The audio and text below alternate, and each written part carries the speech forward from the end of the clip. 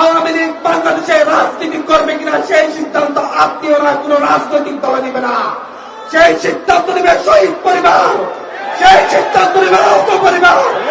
আপনাকে আহ্বান করছি, প্রতি শহীদ পরিবারের কাছে যান, একে একে প্রতিটি শহীদ পরিবারকে জিজ্ঞাসা করুন তারা আওয়ামী লীগকে চায় কিনা।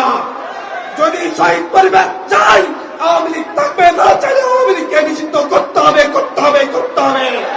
হসপিটালের বেড়ে আহতদের কাছে যান, তাদেরকে জিজ্ঞাসা করেন আওয়ামী লীগ নিষিদ্ধ হবে কিনা।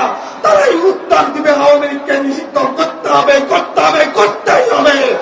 আওয়ামী লীগ নিষিদ্ধের ক্ষেত্রে কোন আপোষ নয়, আওয়ামী লীগ নিষিদ্ধের ক্ষেত্রে কোন আপোষ নয়। আমরা আজকে এনসিপির পক্ষ থেকে এই সমাবেশের মধ্য দিয়ে আমরা আমাদের অবস্থান স্পষ্ট করেছি। আমরা অবস্থান প্রকাশ করে বলছি আওয়ামী লীগকে নিষিদ্ধ করতে হবে। এখন পালা আওয়ামী লীগের হাতে নির্যাতিত হওয়া, দীর্ঘদিন হয়ে নির্যাতিত হওয়া বিএনপি। এখন পালা আওয়ামী লীগের হাতে দীর্ঘদিন ধরে নির্যাতিত হওয়া জামাতের। এখন পালা আওয়ামী লীগের হাতে নির্যাতিত হওয়া বিরোধী প্রতিটি রাজনৈতিক দলের।